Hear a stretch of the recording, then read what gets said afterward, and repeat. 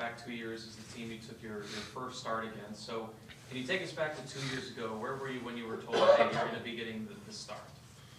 Oh yeah, no, it was definitely a crazy day when I found that out. I was watching film in the quarterback room at the time, probably like noonish, like before practice. When was that?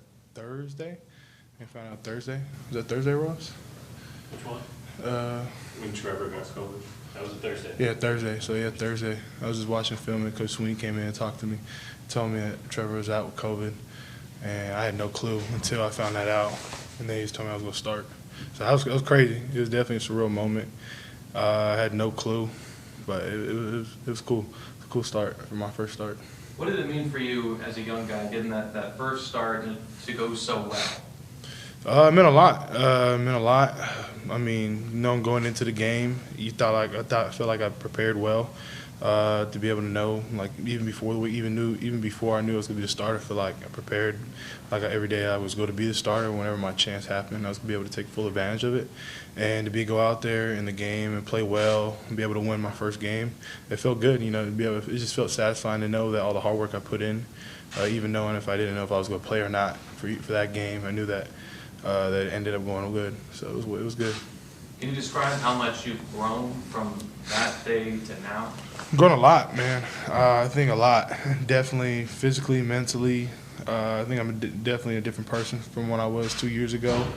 I feel like I've just grown a lot in every aspect of life, football, and just everything. I feel like I've grown everywhere.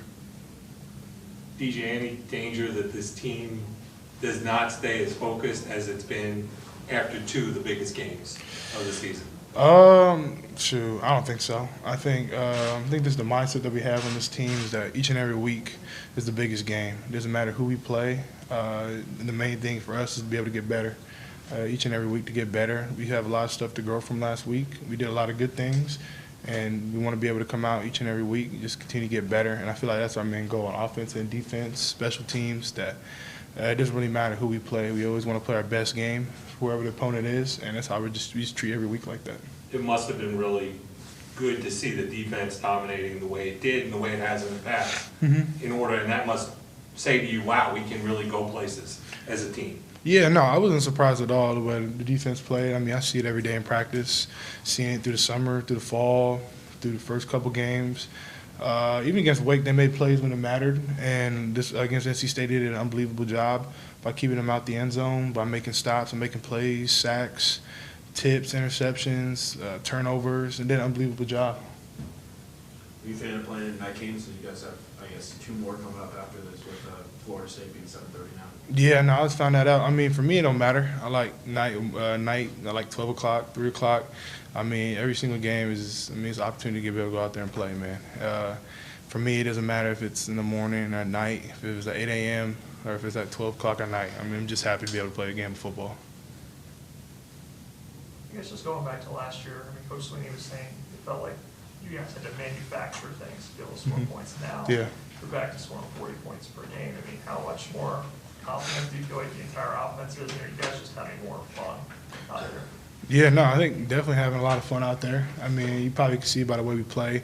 A lot of guys have a lot of energy out there, just having fun, man, playing with each other on offense.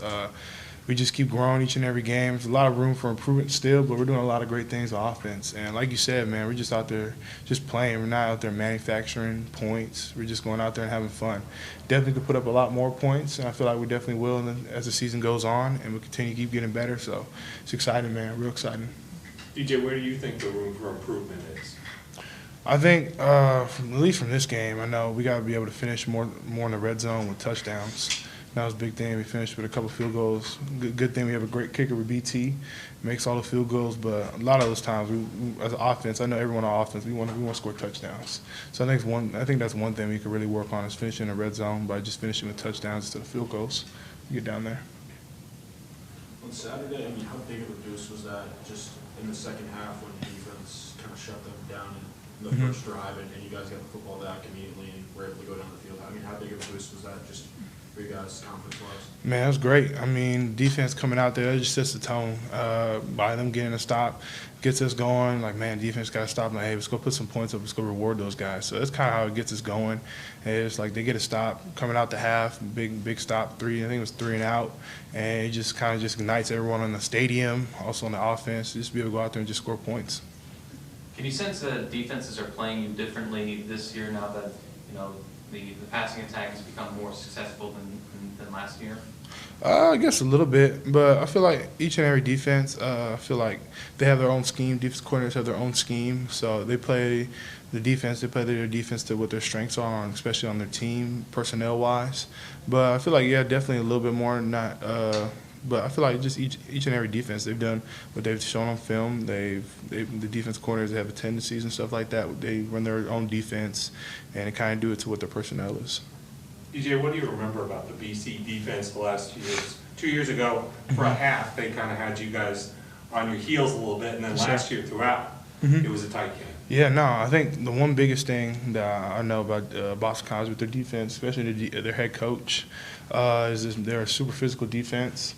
I feel like the last 2 times I played them, they've been real physical. They've been guys that just been around the box, great football players. I feel like everyone on the defense is great, all physical. They can all run, they all make plays, and I feel like they all know what they're doing.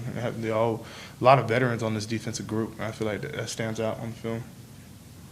As we were talking earlier with Coach Streeter, he was saying that Joseph McDonough once suggested an over route, and that that the players can actually say, I see this or that. How often on the headsets or like during games are you telling Coach Streeter, I see this or I see that? Communication back and forth. Yeah, no, I think it goes 100%. Coach Streeter, he's very open to. That's one thing I love about Coach Streeter is, man, he listens to the players. And I think that's one thing that makes him a really great coach is that he listens to players, and players are also very well to listen to Coach Streeter. We have a lot of respect for Coach Streeter and the way he calls football games because the way he calls football games is the exact same way he does it in practice. And he's a real vocal guy, and he's a guy that just gets everybody on offense going. But he does listen to players. So, like, when I come off the field, we're talking on a headset, and he also, Coach Streeter sees stuff, and I see stuff. We just communicate back and forth. Like, hey, I saw this on this down. What do you think about this? Like, what did you see here? He's like, okay, that's what I saw. Same here. Like, talking about coverages, like, what did you see? And then he asks, like, what did you see on this? Why'd you do that? And just different stuff, just conversation, just be able to know we're on the same page. And I feel like that's one big thing. I mean, Coach Streeter, we've done a really good job on being on the same page. And just for me, just be able to understand what he wants in each and every play versus different downs and coverages. Like, hey, we got 3rd and 6 right here. Maybe you don't take that one-on-one. Maybe go with the mesh route right here, just depending on it, like versus this coverage, like 38 double cloud. Hey, remember, third and long, probably going to run this, get to the check down fast, just understanding. But he does a really good job of just getting guys wanting to play for him. I feel like everyone on the offense has a great deal of respect for him, and everybody wants to go out there and just play for Coach Streeter. What was the conversation on the headset like after you did the boot and you score there? I think I saw on the TV you were laughing. Yeah, no, Coach Sweeney, he called that one. He called that play. Honestly, I don't know. I didn't know if it was going to work 100%. We haven't run it yet. And I thought for sure they had someone standing out there waiting to kill me. But I guess my fake was good enough to get me in for a touchdown. But it was crazy, man. It was a great call by Coach Sweeney. Half the times he calls the plays, like whenever he calls a play, more than probably half, like 80%, they usually hit. And it's something funny to laugh about because, I mean, when he calls plays, they usually always hit. How big is it to just have Davis and Jake a little bit more involved in the passing game this season and getting those guys involved and obviously opening up things for you guys? Yeah, no, I mean, I think it's a great thing. We have great tight ends with Davis, with Jake, with Sage, Luke, and a lot of those guys do a lot of great things, and it's been good to see them get a lot of catches in the pass game, have a lot more plays for them. I feel like that's one thing we've done a really good job is utilizing the tight ends we have. What Coach Streeter's done with that by just getting in different play calls for them, especially in the red zone. I mean, those big bodies, they go up there and grab the ball. I mean, it's hard to go one-on-one with those guys. They just be able to box people out like it's basketball. So it's been great to see that. It's y'all in Syracuse that are the lone unbeatens left in your side of the conference. Mm-hmm. Just describe to me how much better it feels to be in the driver's seat, controlling your own destiny, something you guys didn't have a season ago. Yeah, 100 times better. I know Coach Sweeney talks about it all the time. He says that you want to be able to control your own destiny. And I feel like each and every game, He's always preached that to us, to just be able to control your destiny, that you take it one game at a time. You always can look at the finish line, but you don't want to get too focused on that. So you just want to take it one game at a time. But it is a lot nicer than last year. be able to be undefeated 5-0 rather than being what we were last year. Coach Streeter was talking about the throw you got to Shipley on the sideline. It was actually your 5th read. Yes, sir. Went all the way through your progressions. Mm-hmm. Like, how do you, compared to last year, I guess, grow your confidence in the pocket and just the ability to sit there and go through each read? Man, I think the biggest thing, man, I think my offensive line, I'd give hats off to them. I had no sacks last game. I don't know how many times I've been sacked this year, but it hasn't been very many. Maybe I probably can count it all on one hand, and probably half of those probably been my fault. But, I mean, offensive line has been playing amazing. I mean, I think on that play, I don't know how many seconds I had in the pocket, but I was just chilling back there, had all day long to throw the ball. And when you have an offensive line that's able to give you that time in the pocket, I feel like you have all the confidence in the world to be able to go through each and every read. You can probably even go through it twice and re-look over everything. You just get to that 5th check down, be able to find plays like that with Shipley. I mean, it's everything. I mean, it gives the quarterback confidence, especially for me to be able to sit back there in that pocket and know that I'm not going to have any rush right here. Like, I can go through my reads.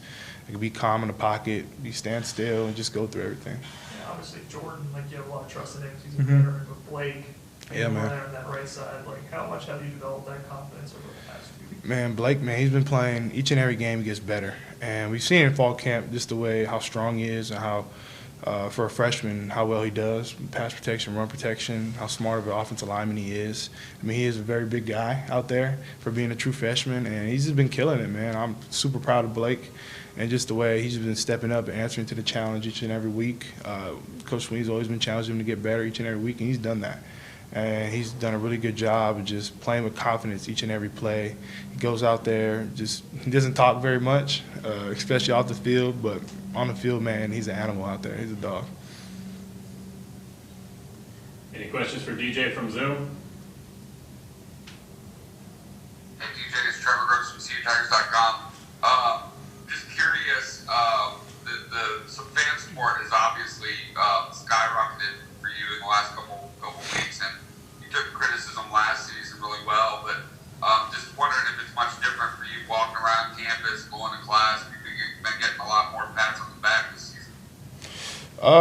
For me, I mean, I guess going to class, I don't really have too many in-person classes anymore. I think I only have like one once a week. It just depends on if the professor has it, but I guess it definitely has been a little bit different, I guess because I'm playing a lot better. But for the most part, man, I've just been trying to keep my head down, just continue to keep focusing, keeping my circle small, and just continue to get better each and every day.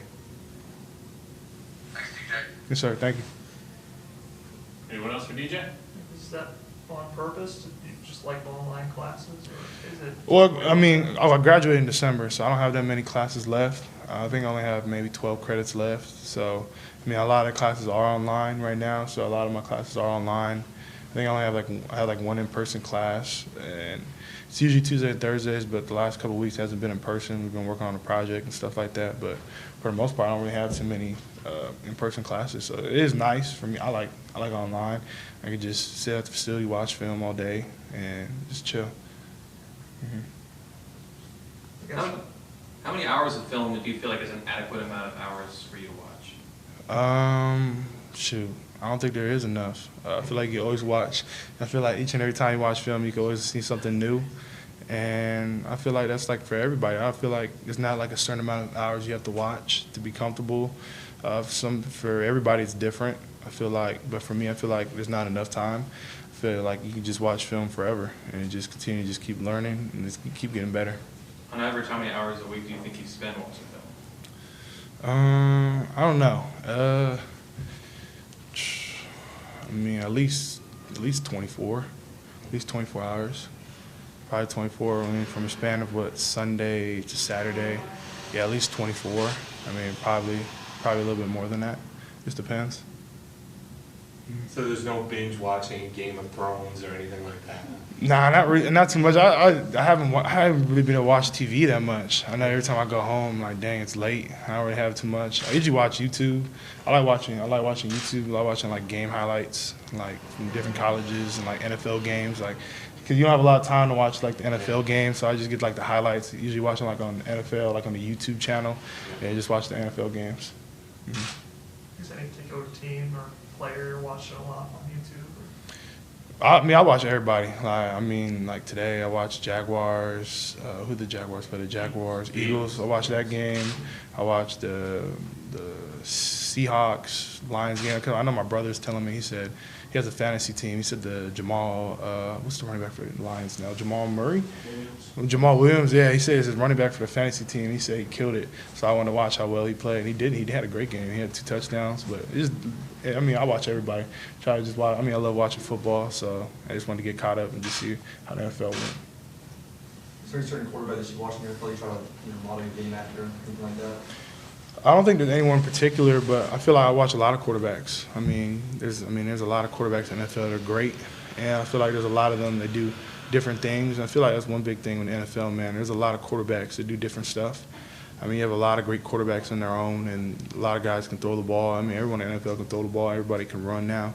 So it's been cool just to be able to watch how their growth has been and just seeing what they do differently each and every week, from like how they went from this game to this game, like how they got better and just different stuff like that. All right. Thank you, DJ. Appreciate it.